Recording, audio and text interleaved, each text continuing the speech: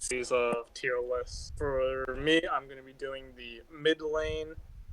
Um, just like Chris had his own bias, I'll be, a little bit of bias with what I do, looking at it from perspective of competitive around the diamond level. That's typically where Chris and I and our team play, and then a little bit with ranked, and then a little bit with the pro plays.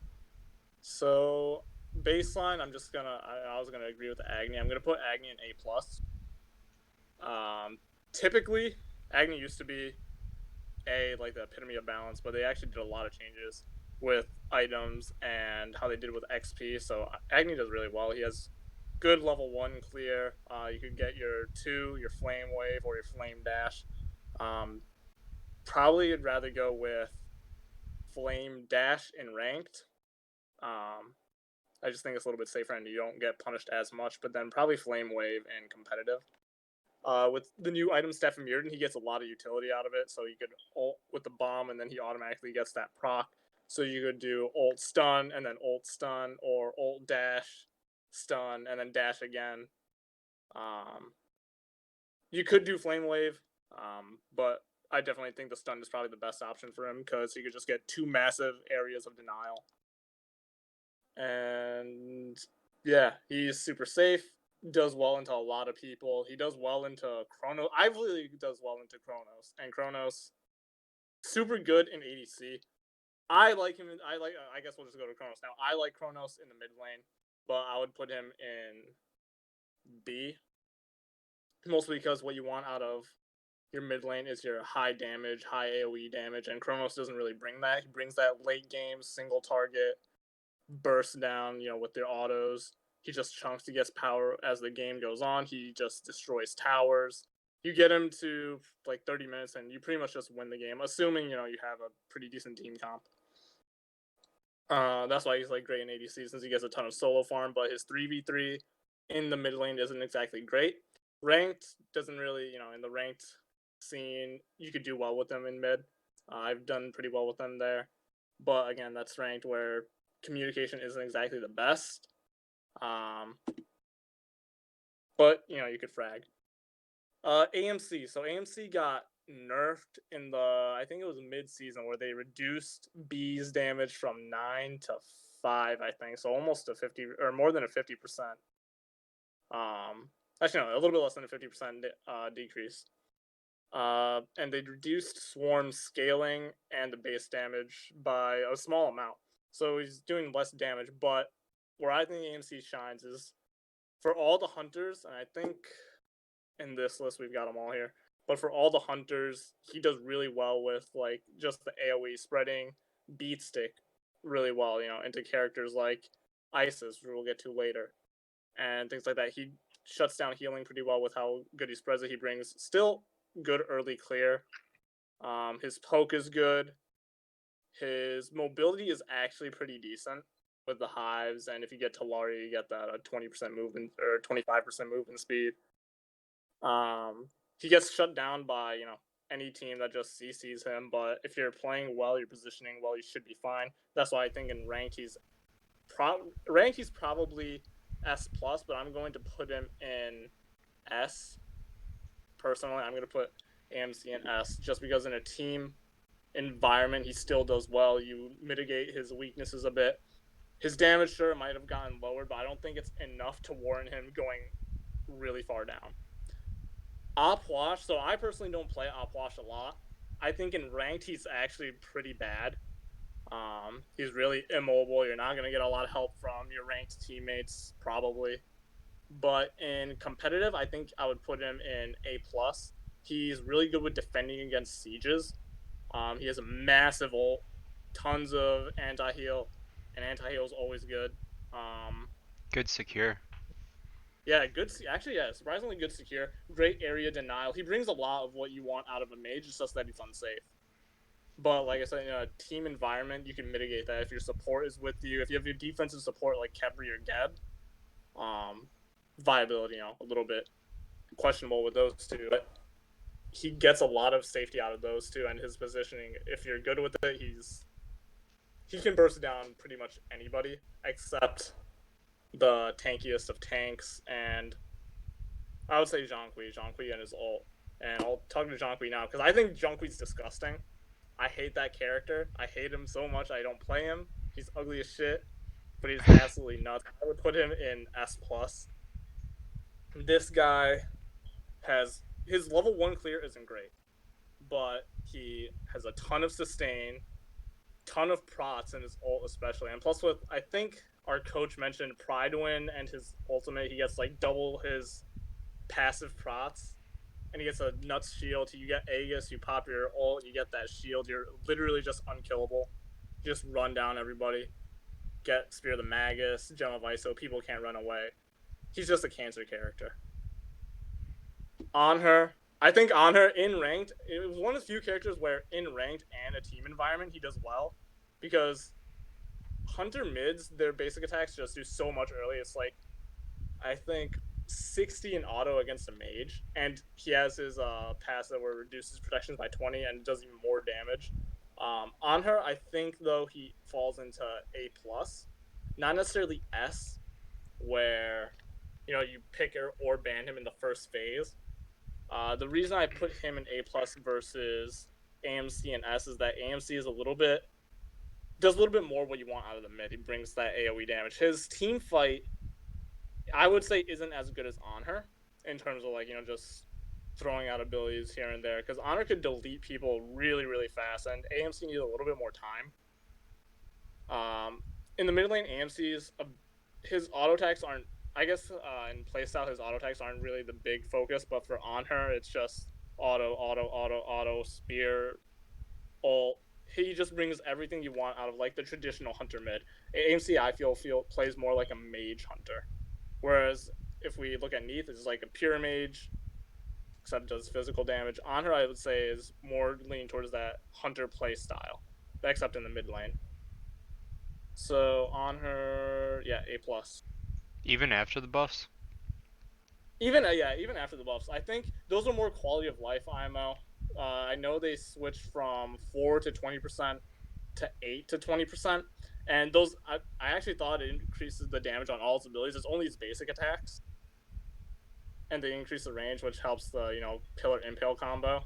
Which in a team environment, you're not really using it. In a ranked, yeah, you're gonna use the pillar impale combo because you have to set yourself up more rather than have your team like a support help you out there.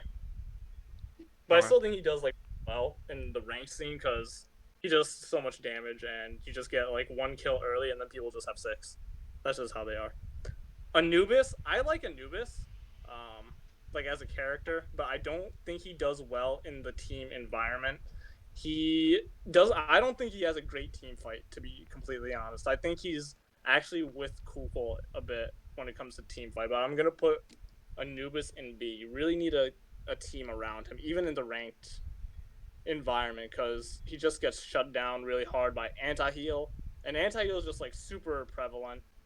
Divine Ruin is a great item even without the anti-heal. Brawler's Beat's a great item even without the anti-heal. Now they have what's that Contagion, that new item? Yeah, Contagion. That's like Pestilence for physical, yeah. But it doesn't stack with Pestilence. Even like regardless, even if it doesn't stack, if there's like another character on your team that's physical and then the solo laner gets Contagion, that's still gonna affect you. Pestilence, good. Even if they don't stack, just anti-heal is just so prevalent, and he might get bonus anti-heal or bonus healing, but that's just gonna get cucked. His deletion is really good. He just stuns somebody, they just die. If anytime he stuns somebody, they should either be beadsing or be dead. So one or the other.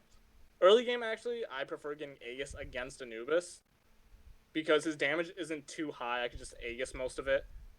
Assuming their jungler isn't, too much with CC, but definitely if I see an Anubis, Beads has to be one of the relics that you get late game as a carry, as a jungler support, whatever. You can get other stuff, but as a carry against Anubis, you will always get Beads either first or second, and that same goes with Aegis. Aegis is either first or second. He's good in ranked because you just delete people. His OBJ burn is really, really good. Just drop your 3, drop your ult, you shred. Just destroy objectives. His 1, I actually like his 1 as like a counter to some stuff. Like I think it's knockup immune, so against Xing Shan, Cerberus ult. Granted, it's a fun interaction, but you're rooted for 2 out of your 4 abilities. That's why he just dies. Team comp needs to be around him, but ranked, that's probably not going to happen. Team comp, you could, or in a team environment, you could pick almost any other mage and do better with him. Aphrodite, I'm putting in C. I think that character is just so garbage in the mid lane. She just doesn't bring AoE damage. Her damage is really like not consistent because you have to get really close to people to use your birds. You have to get really close to people to use your back off. Her ult is great if you're not a mid because you could use it selfishly. Yeah, you save yourself, but Aphrodite gets so much value out of being linked to somebody. And if you're going to be linked to somebody, I would say as a mid laner, I would hope it's, I guess, the ADC. Because if you guys are typically close to each other, you could keep each other alive or whatever. But again, I don't think Aphrodite brings enough consistent damage to warrant being in the mid lane. Support and solo, that's a different story, but I can't exactly say for those. In fact, I would argue putting in D. I don't want to put any characters in D, but Aphrodite, I could definitely, see people just putting her in D because she does. To me, she just does nothing in the mid lane. She does nothing you want. I think Apollo. What's that? I think Afro just lacks magical damage because, like, Yeah, she doesn't bring what you want out of a mid laner. if you link It's to the just jungler and stuff to like get the back off damage, you know, that's the thing. The range of Kiss is pretty decent, but I would hope the junglers diving their back line, and I do not want to be in a team environment. I don't want to be like with my jungler yeah. personally, because I'm just gonna die. So that's why I don't think she does well at all. Ranked people, I will say for ranked though, I don't think people know how to deal with Aphrodite as well, and that goes for a lot of healers. They just think get anti-heal and you'll frag, which for a lot of characters that's true, but people just get frustrated when they like see Aphrodite. They're like, oh, we'll just get it, anti-heal will be fine. But then she survive. If it's a good Aphro, she'll survive regardless. She might not be doing too much damage, but it's just a frustration factor, and I think she does better in ranked. But in a team environment, I think she's absolute dog shit in mid lane. Mm-hmm. Apollo, I've never seen Apollo mid except a handful of times. Baskin. I'm gonna put. Wait, I don't even remember. When he was on Erwin. SSG, playing mid lane. Oh really? Yeah. I remember Erwin played Apollo mid, and he like did average, but then he just got destroyed by the best on Scylla. So I'm gonna put Apollo in A. He does really good, with the auto damage. His AoE not as good, like not nearly as good. He has his I don't know what it's called. I think it's So Beautiful or whatever, and that's about it. His ult great for split pushing, getting away. His mez great for getting away, but to me that those scream ADC. Mid lane, he has like I said, he does good early. If this is just a general trend, all hunters in the mid lane will do great early game damage just because of how they scale. So Apollo, I'm gonna put an A. He's a hunter in the mid lane. A. Chernabog, I'm going to put him again in A. I don't like Chernabog. I don't think he does much. I don't think he's an interesting character. His ult is really unique in the fact that it gives you an entire map vision, tells you exactly where everybody is. One of the great things about Chernabog and ADC is that you could box somebody, get them to about half health, back, use your ult, come back in. Mid lane, you could theoretically do the same thing, but I know every time I see a Chernabog ulting, I'm calling it out to my team. I'm saying, hey, who's it going on? It's going on me, etc. But I'm also backing up. I'm backing up close to my tower, so by the time he lands, I'm within safety and he gets no value out of it. And if he does that in the mid lane and I'm in my tower and he ults me, I'm just going to kill him. Hopefully. Unless I just potato, I'm going to kill that Chernabog and he just gave up his tower or he just gave up an objective. He just essentially killed himself. But he's a hunter in the mid lane. He does a ton of early game damage.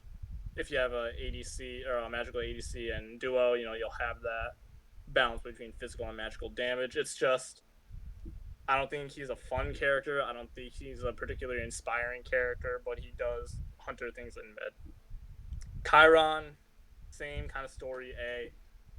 He's much more like Neith though, whereas Apollo, Chernabog, and Anhur, those are more ADC like in the hunter role. Chiron is more of a mage like in the hunter role in the mid lane.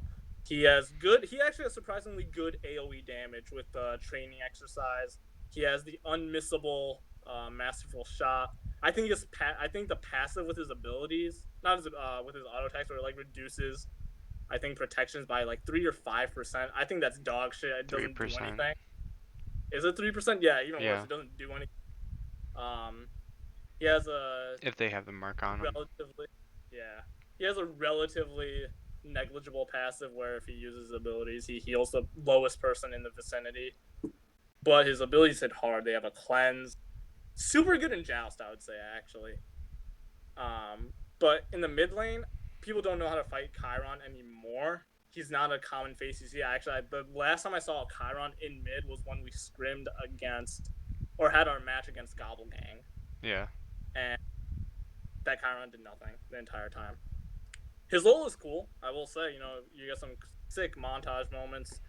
Does a ton of damage, has good range, and I think you could shoot your masterful shot after it ends. You can't shoot it while you have it going on, unfortunately. And but the weakness of his ult, and Scylla kind of suffers the same thing. He's really slow in it when he's moving, and if you kill him, quote unquote, you can't see the air quotes, but he's still in the shot. He just stays still. He's like rooted in place, and you just pile onto him. But if he kills somebody, he gets healed for however much damage he did. So that's nice, but it's really niche. I haven't seen that happen too many times. Discordia, I actually think is an A plus.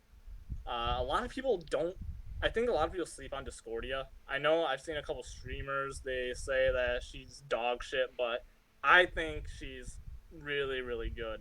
Not S like AMC or S plus like Jean Kui, but her strife is just I say it's unmissable, but obviously exaggeration. But it's such a good ability, especially in team fights when people are kind of grouping up.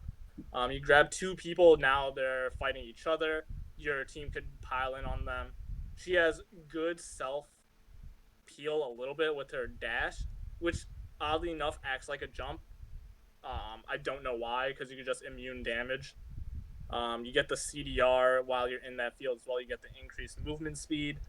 Her unruly magic, I think a lot of people sleep on that damage, especially early. But obviously, when you get closer into the late game, that damage starts to ramp up and it really, really starts to hurt. She does really well with CDR. Just spam ability, spam strife. Her ult is, I think, her worst ability, personally. Um, I would agree. it's just so slow. I mean, it's massive, but it's so slow. Um, I would rather use when I use Discordia ult, I'm looking more to disrupt the enemy team's formation rather than actually hitting somebody, and that's why I think you'll get the value out of Discordia ult. Ranked, I actually think she does much better than competitive, just because people freak out. It's like arena almost when team fights occur. Whereas in the competitive, are more organized. She won't have as many opportunities to really ult because she'll ult and then a team will adjust their formation. There's not going to be complete disarray. But I still think she's really good. Hachi, I'm gonna put in A plus. He's like on her, more of the ADC like Hunter mids, but he gets really good AoE damage. He's super safe. He has more confirmable CC. He has two forms of escapes, his ult and his dash. Longer range with his enhanced one. Just really solid. And I think that's the trend whenever it comes to Hachi. Just a super solid character, whether that be ADC or mid. I'd rather, if I'm picking Hachi, 99% of the time I'm going to put him in the ADC rather than mid lane, but he does act as that semi flex. Hebo, I'm going to again put him in A plus. Super short cooldowns, the quote unquote three ultimates. His two, I think people don't underrate it, but I don't think people get as much value out of it. What I mean by that is, since you're slow immune, you could actually go through a lot of CC, chase opponents, slow people down, Just a really, really solid ability. And I think it doesn't even scale in terms of the movement speed. I think it only scales maybe in cooldown, but still such really strong ability. Better in jungle, I think, but that's more ranked. I think in jungle and competitive he's not as good since you could punch him more. In competitive you could definitely punish him, but with the 3v3, just one knockup, that shouldn't it won't win you the fight, but that is just deadly. Because you could either beads it preemptively or you beads in the air and you stop follow up, but then you wasted your beads kind of. He's pretty good. I think late game though is, despite his damage being really high, it's either he's kind of like Loki where he's either gonna delete somebody or he just dies. His range is really short besides his knockup. So I think if the jungler goes on him and it's a semi-tanky jungler, I think he will just dies. But besides that, his laning isn't terrible. He could just poke you out. Does phenomenal damage. Safety, while it's not the highest, it's definitely there with that carpet. And yeah, that's all I'm gonna say. Hell, I'm gonna put in B. Not as terrible as Aphrodite when it comes to the healing, but she's definitely not a leech like Aphrodite. And she has good AoE damage, decent range. Where she lacks is the fact that she's squishy. She doesn't bring as much damage as traditional mages. And if she does bring that kind of damage, like if she's going to be dealing your high mage damage, she's in a position where she could really die. Because her best range is with her 1 in her dark form.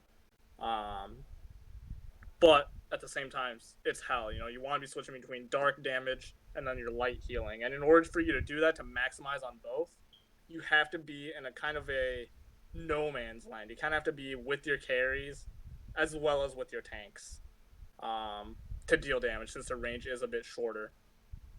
Switching between that, while it's not mechanically difficult, it's knowing when you should be in what stance, and 2, against a team environment, as soon as you step out of position or you're in the wrong stance, a team will collapse on you. That's why I put her more in B. And ranked, if you get a couple early kills, I think you're just unstoppable, but that goes for like almost any character. People just don't know how to play from behind, and me personally, I don't know how to play from behind too well. That's why I don't value Hell as much. Some teams are one tricks and they could play Hell much better, but I think she's more valued in the solo lane, where she's hopefully not going to get ganked as much, but solo lane, when is it ever truly solo?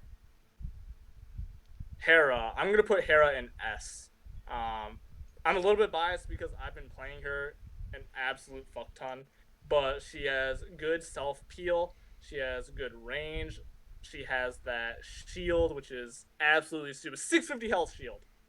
And Argus is just nuts. Early on, I think Argus is just super valuable. That knockup is insane.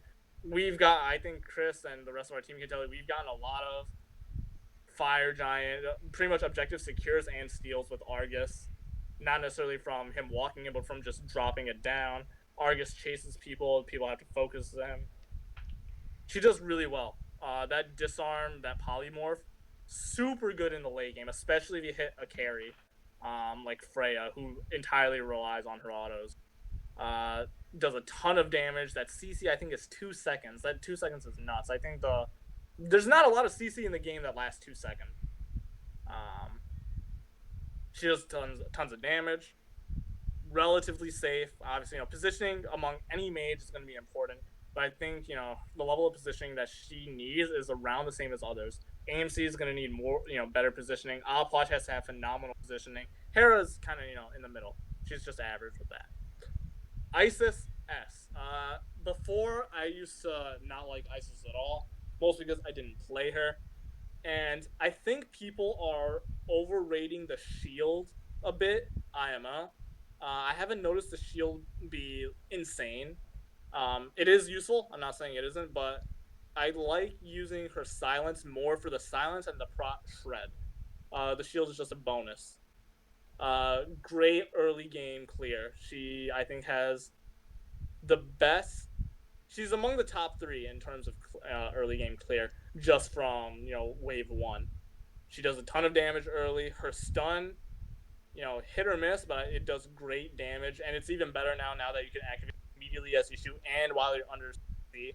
Her ult just got a massive buff. Instead of scaling up in mitigations, it's just a flat 25. That's way more than her max before her buff.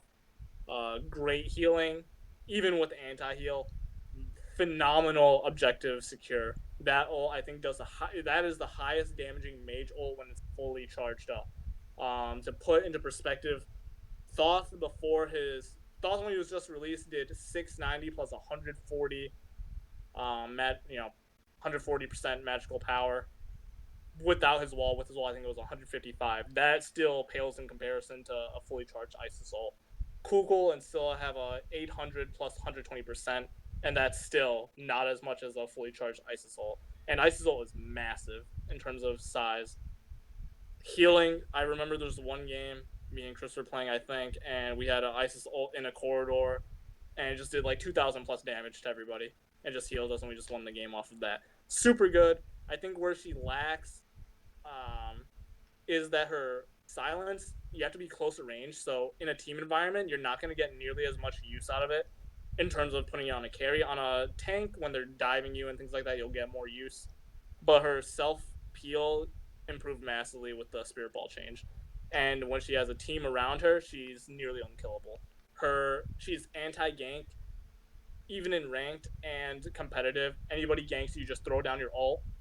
They're not going to kill you. They shouldn't be. At least they shouldn't be able to kill you with that 25% mitigation and plus the healing plus the damage. They want to be running away so they don't take damage. Any damage they deal, you're probably going to heal up. Giannis, I'm putting in B. I love Giannis as a character. I think he's super fun. I think he brings a ton of damage. The problem with Giannis is that he, even in the pro scene, I will say, the pro scene is where he shines, but you don't see Giannis picked up a lot because while his damage is really good, it's not as confirmable.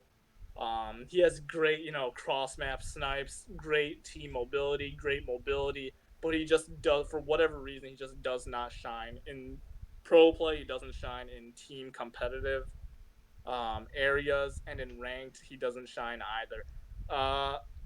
And there's really no way to buff him without just breaking him.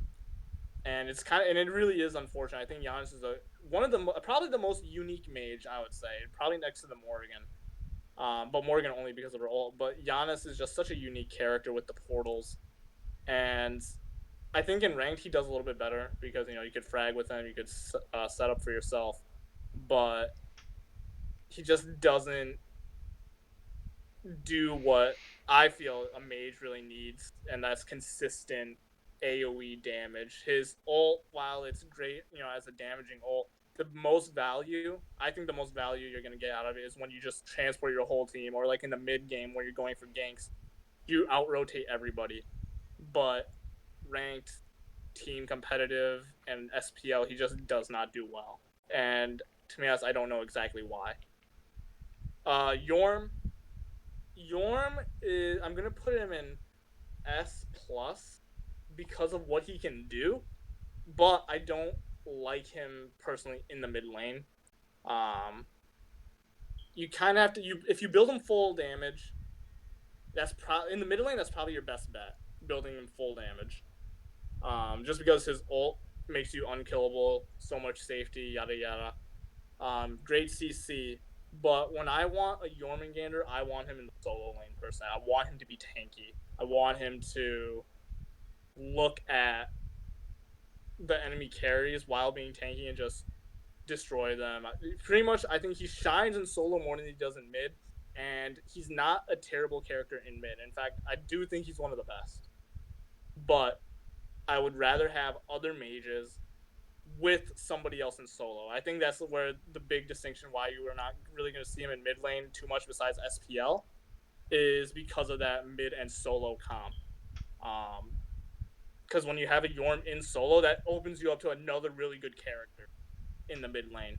Whereas I think if you put him in the mid lane, now you're kind of in a weird spot because your jungle gonna be a melee character, support a melee character. Yorm has to be essentially in melee range, your only real range damage would be your ADC, and range is super important. Even if I'm not great with utilizing and taking advantage of my range right now, but range is just really important. That's why I think having Yorm in the solo lane still a phenomenal. I would actually argue a S plus character. And I think Chris put him in S plus in his last tier list, S or S plus. Yeah, I put SS.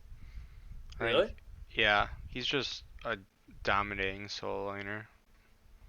Yeah, and that's the thing. In solo, I think that's where you want him. But in mid, do you Mid, think yes. S plus would be good? Do I think it'd be good? Yes, if you could, like I said, if you could build, and it's not a hard team count. If anything, I would probably move him down to S. But I just think he does so well in the mid lane. Actually, let's move him down to S because I think Jonqui just fucks him really hard, both in solo and mid. Yeah. It's just he brings so much pressure, and pressure is really important. His 3v3 is really good. Late game, he deletes people. He does everything essentially what you want a mage to do. But again, like I said, when you look at mid lane versus solo lane, that's where I want him. I want him in the solo lane. That way I could get a better, like, not a better, but I want a good mid.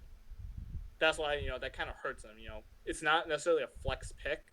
It's just when I pick Yorm, I want him in the solo lane.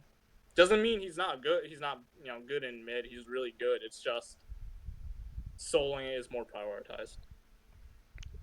Kukul Khan, B plus. Our first B plus character.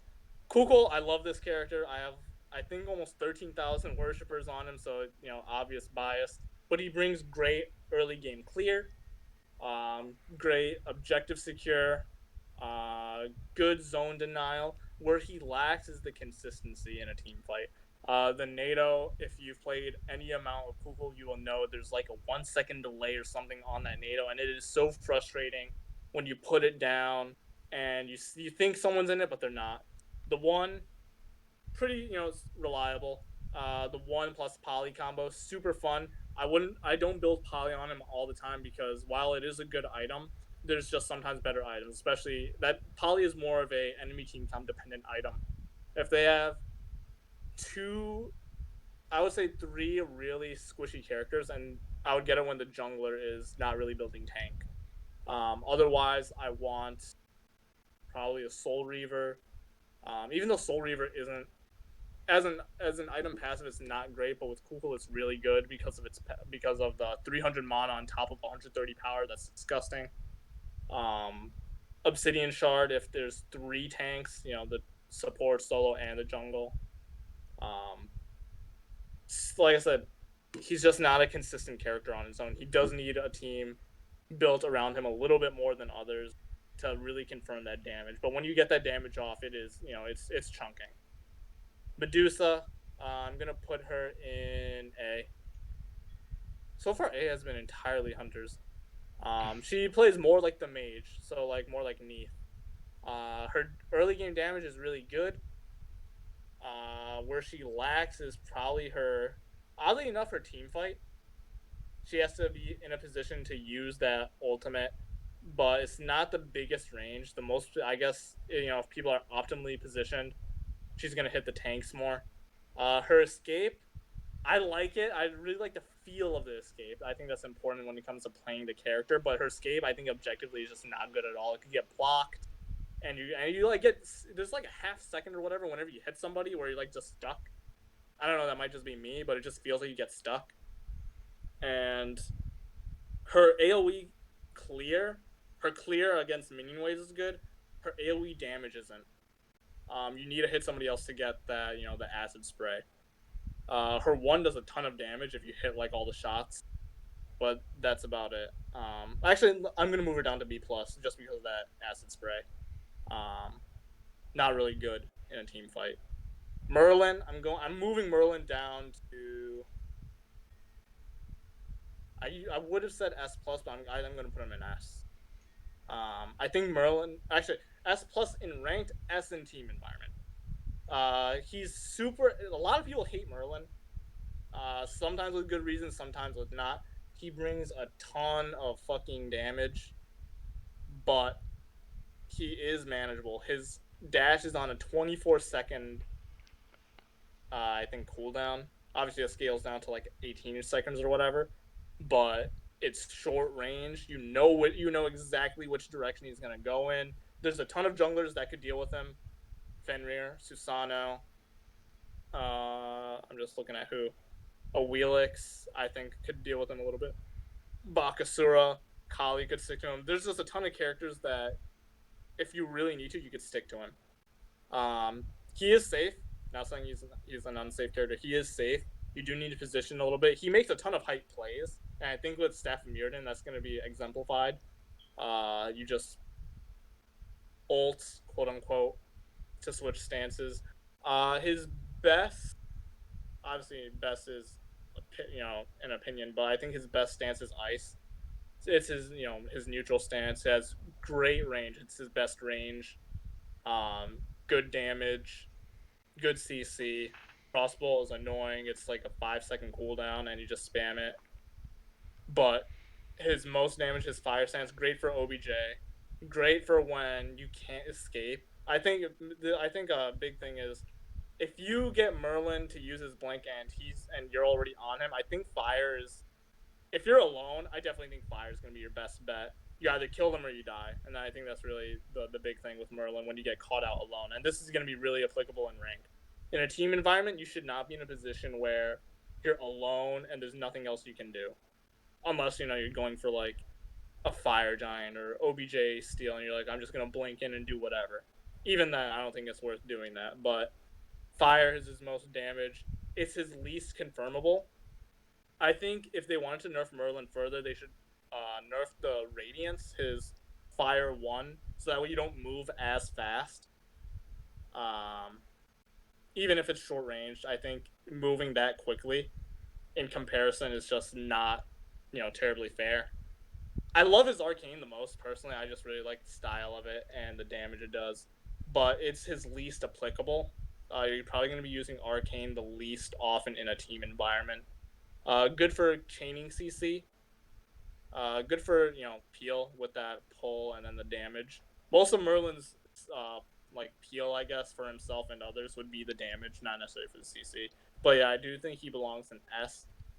People are probably gonna say nerf him further, nerf him further, nerf him further. But I think really the only viable nerfs without just gutting the character would be with fire, just making him move slower. And I guess a little bit of damage in ice. But at this point, I do think he's much more manageable. Neath, I think a sleeper. I'm gonna put Neath in A+. Oddly enough, I'm biased because I love Neath. My brother absolutely hates that character.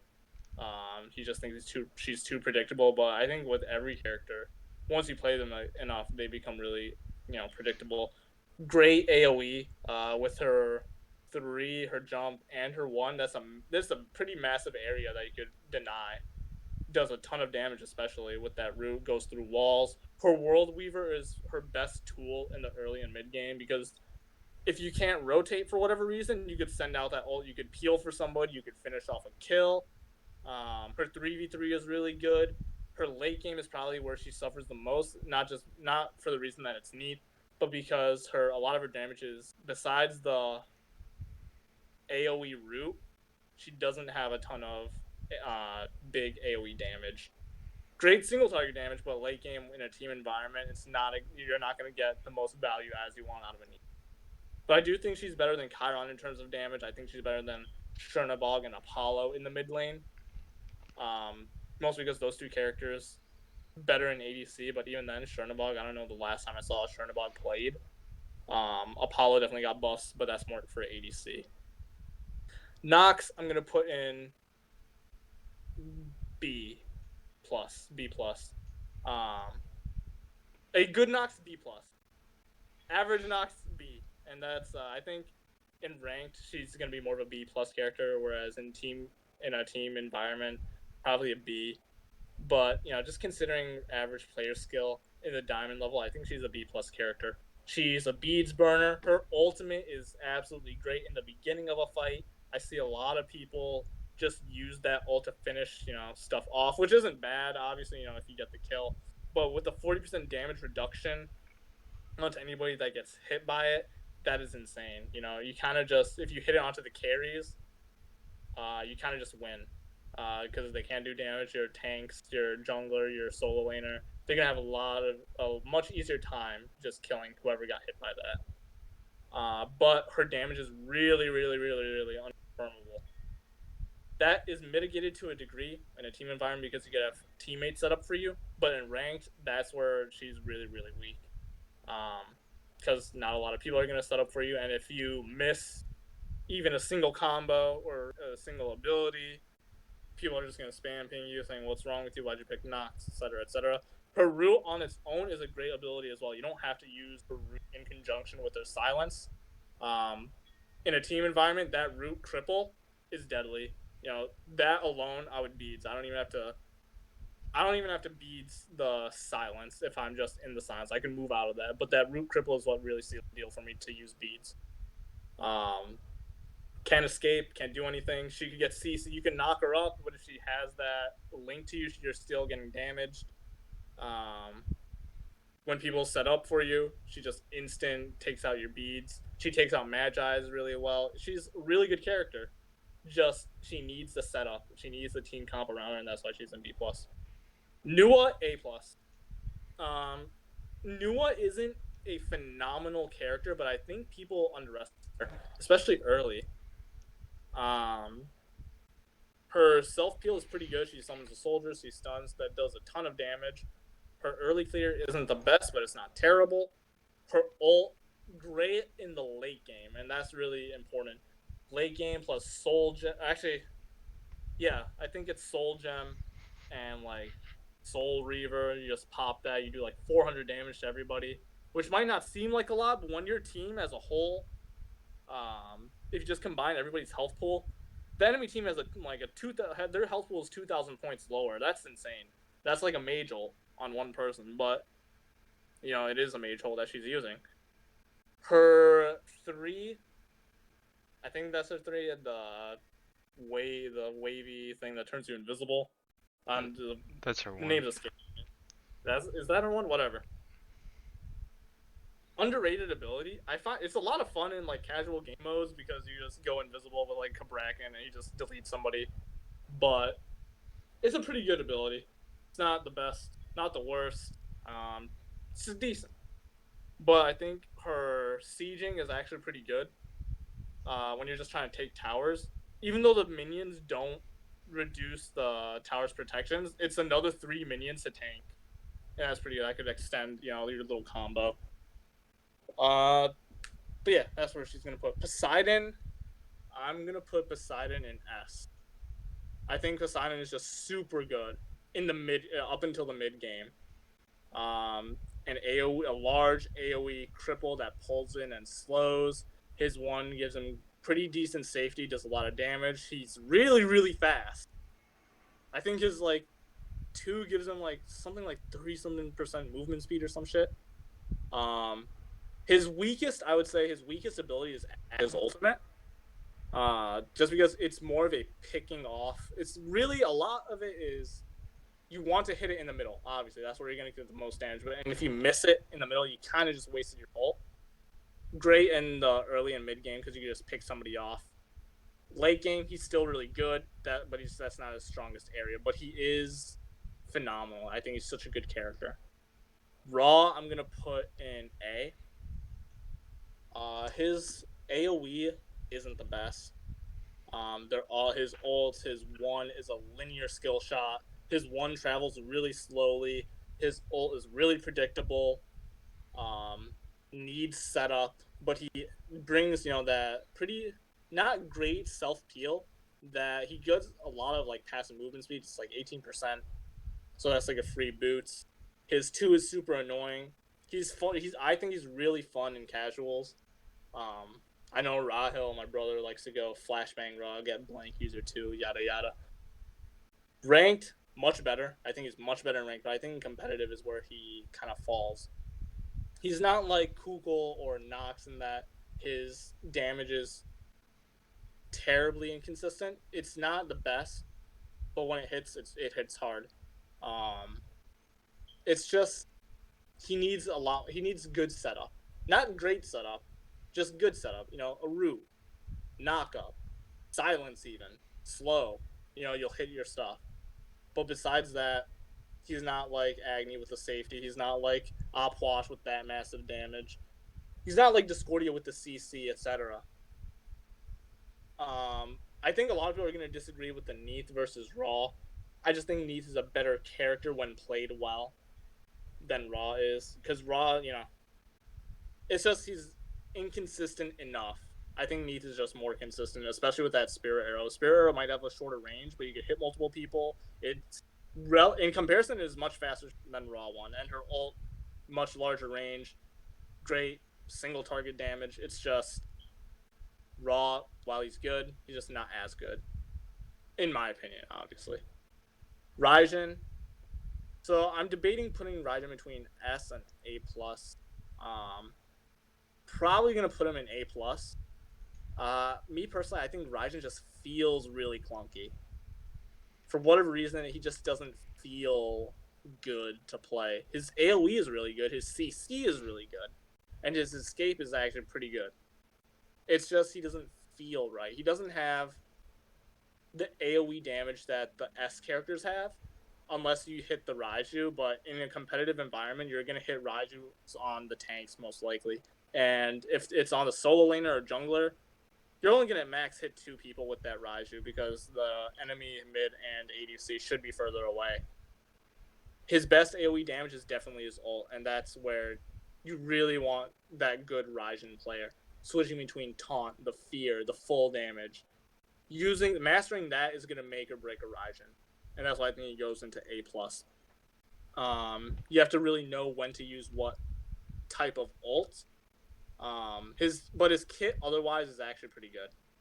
It's just not as good as I think as the S characters. Scylla, I'm gonna put her in A. She kind of falls into the same issue as Raw, where her damage is good. It's just not the most confirmable. People like to say Crush is unmissable, but Crush has a decently short range in comparison. Plus travel time. As soon as you see Scylla's animations, you know which ability is going to come out. I think oddly enough, her best ability, besides her ultimate, and her ultimate I don't even consider her best ability, is Sick'em. Root Cripple, AoE, tons of damage. And it's a really sizable AoE. I remember playing a custom against my brother and other people. My brother was playing Vulcan. I hit the turret, and my brother was pretty far away, and he still got rooted, and he died because of it.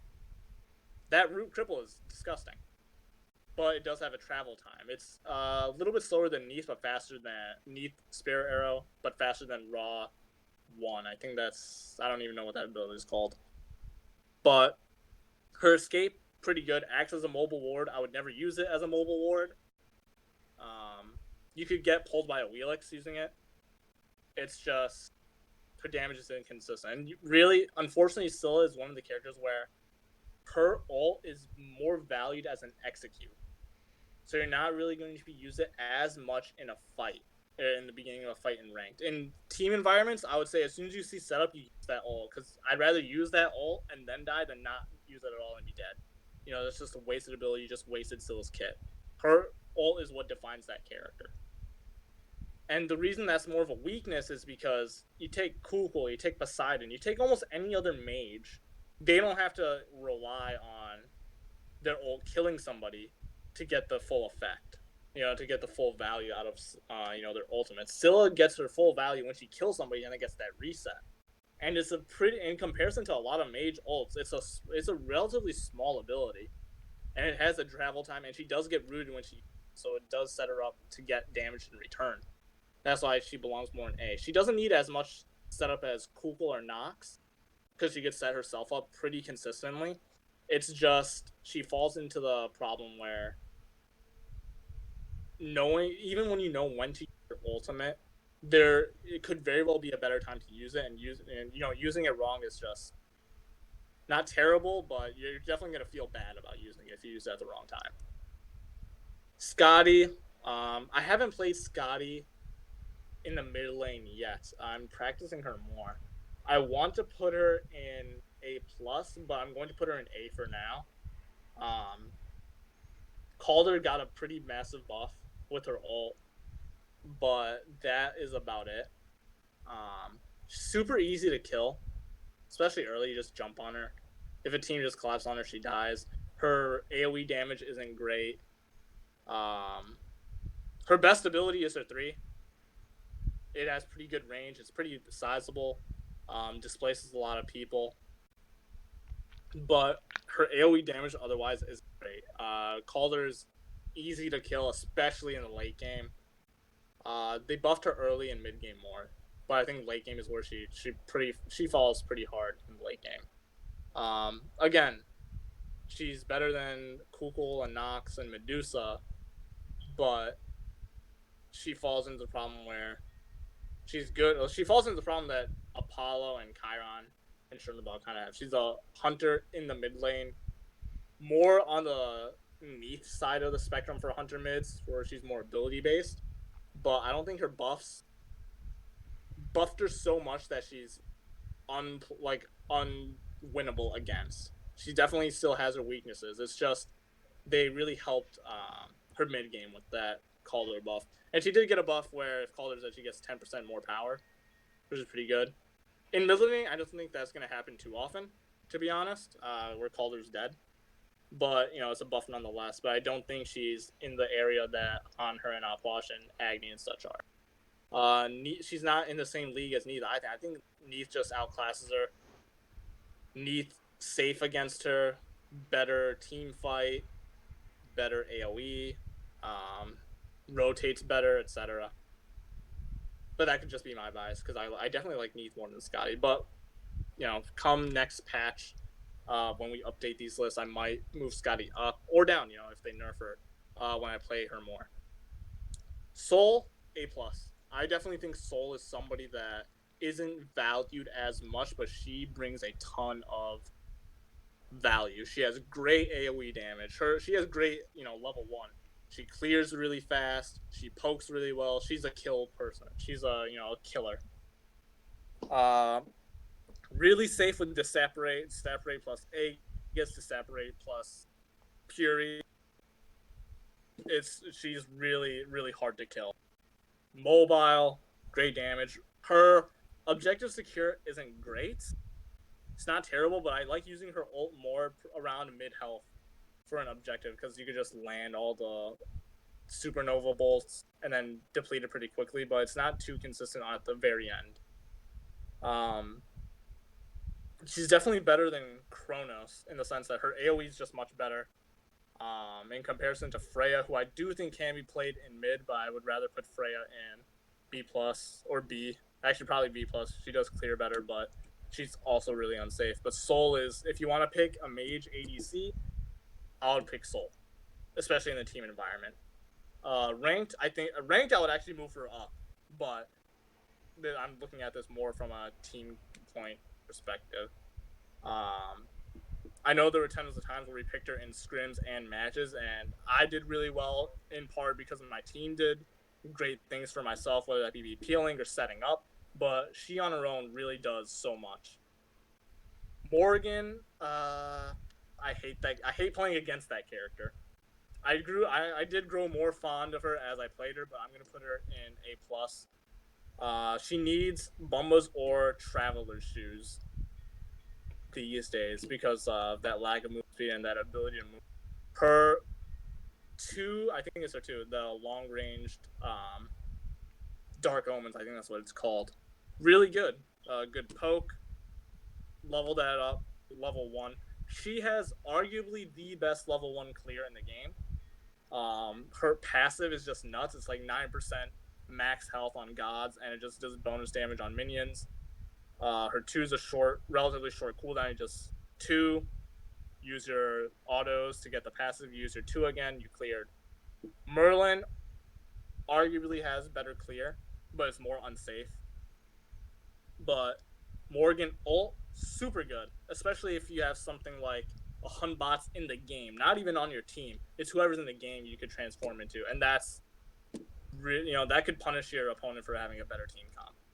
Your opponent could have the better team comp, but if you're all relatively skilled, you just pick that one key person and you could just win the fight right there. Thoth.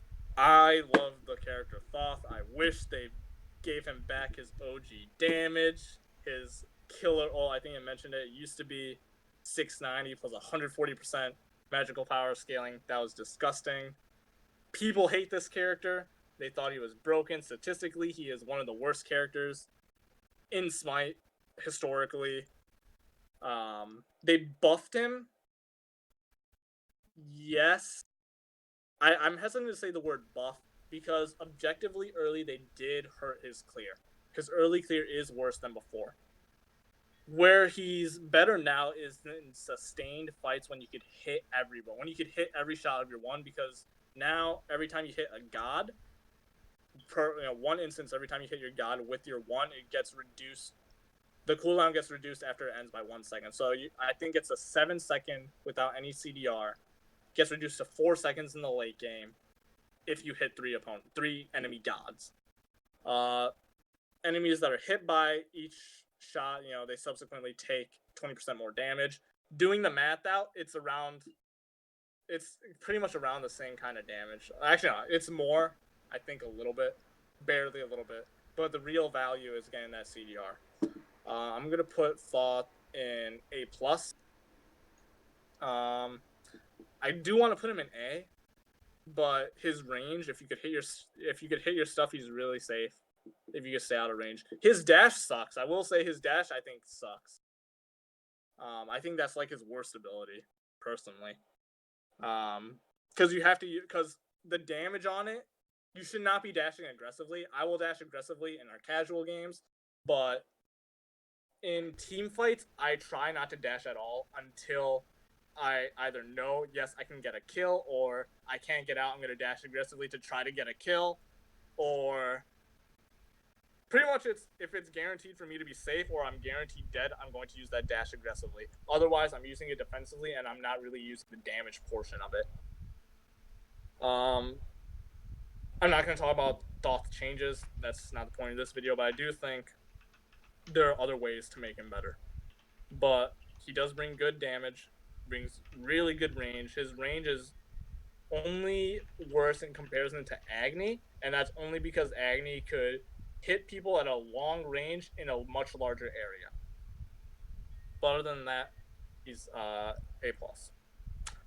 Uller, I'm going to put Uller in A because he frags super hard in the early game if you get hit stuff. After that, he doesn't do shit. Late game, he doesn't do anything for your mid lane. You can axe one person, that's cool. You don't do anything after. You can possibly kill somebody with a snipe with your 3. You don't do anything after. His wave clear is really good level 1 and, early game. But he doesn't do anything afterwards. I would actually rather have... Actually, no, I don't know if I would rather have a Scotty late game. But point being, Uller, super good early. Doesn't do jack shit in the late game. In your mid lane. Vulcan, A+. I guess actually if we were to really drop things down a bit, actually no, I'll keep it on A+, because we seem to have a lot more A+ characters than A. But Vulcan, you drop his turret. I hate playing against this character too. I think he's like Morgan in terms of how cancer he's to play against. Vulcan, you drop your turret at your speed buff. You go to your mid lane before the waves even meet. You just auto out clear everybody, and that's cool. He has really good self peel. Where he lacks is consistency with his ultimate. His ultimate has a really long travel time. It's massive, but you're not going to. I can almost guarantee you're not going to get as. I'd rather have a raw ult, in fact, because it comes out faster and you can hit more people. You can snipe people with it. His objective secure is much better because of that, though. But it's an inconsistent ult for a team fight. Surprisingly good mobility. Hit somebody with an ability, you get, I think, 15% or something like that, or 20% movement speed. Something nuts. His turret does a ton of damage. It hits like an ADC late game. It's just his ult isn't as consistent. And if his ult was faster, I would actually put him in S or S+, because he's really that good of a character. Zeus. I want to put Zeus in A+, but I'm leaning more towards A because of how easy he is to kill. In ranked, I would actually put him in A, but in a team environment, Team environment, I'm gonna put him in A. Yeah. I think he's super easy to kill. Great damage. I think he brings the highest damage out of like any mage. Like just over time, like Opwatch has to really throw stuff out and hit stuff, but Zeus could. I don't know if anyone saw the clip where he didn't even look at an Honor, and Honor was like in a dual lane T2 tower, and Honor got hit and took like all his health. Didn't die, but Zeus is the colloquial brain dead, don't have to hit anything mage. Where he does lack is besides that range, his range is kind of inconsistent. I feel, in a team environment, he's really good when there's a sudden initiation on your team's part, and he could just suddenly move forward and then drop that ult. Besides that, though, he doesn't get a lot more value. He does get dropped on pretty hard. If you have a Fenrir, anyone that dives him, he has to use his ult right there. And if it's a tank like a Bellona just jumping in on him, he has to use his ult on him. That's his only way of surviving. Or if he gets peel. But if he's getting peel, whether that be from the ADC support, whatever, the enemy team backline is also going to run rampant. That's where I think he kind of fails. He's a bit too unsafe. He brings a ton of damage, tons of damage. But his range in comparison, it's big. It's a big circle. But in terms of linear range, it's not as high as I would like it to be. That should do it, I think, if I really want to. Cupid, I would move to A. Falls into the same issues as Scotty and Apollo. Who else? Freya, B. B plus. B. Yeah, B. Super easy to collapse on. Not nearly as valued. If we're just memeing around, Susano. Oh, no, I'm not gonna worry about Susano. Kernanos, actually, I do think Kernanos mid is kind of slept on. I would put him in A plus, somewhere around there. A plus actually. His ult is super fucking good. His ult is super good. He has pretty good clear. You can't really box him up close. Tons of damage, etc. Doesn't get played too much. I don't know why he doesn't get played too much. He doesn't have CC immune ult.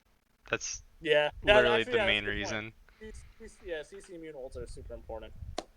Who else do I want to really put? I don't think there's too many. I think Set. Nah, that's.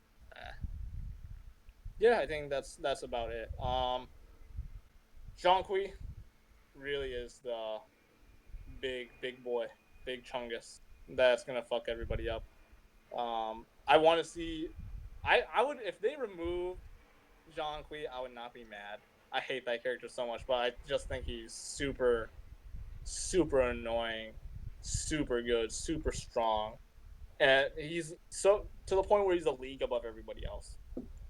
Your S characters, they all have one thing in common: really safe. They're really safe picks. Great damage. They bring something more than just range and damage. They bring some kind of utility. AMC, you could argue he doesn't, but AMC's utility comes from the fact you could spread damage out really well.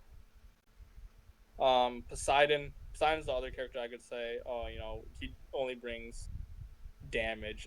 Poseidon just brings utility in the fact with the cripple, with the pull, the short ult. Like as soon as if I see a Poseidon hit level 5 and I'm level 4, I am crying unless I'm like one minion away because I know he's gonna approach me and he's gonna get my relic or he's gonna get my life. He's just safer than the other characters in A plus. A plus, they all bring some kind of safety in the sense that they might not have self-safety, but in a team environment they will. And when they get that, their damage output is much higher. A is your kind of inconsistent damage, or they just do nothing phenomenal. They're not phenomenal, but they're not terrible. They're mediocre. B plus, characters that need CC or are really inconsistent. B, needs a lot of help from their team. C, dog shit, pretty much. Oh, Izanami. Putting her in A. That's the other character I want to put. Putting Izanami in A. Her ult, good damage, not the biggest range, not the biggest area of effect. Best clear in the game, level 1. Does hunter things.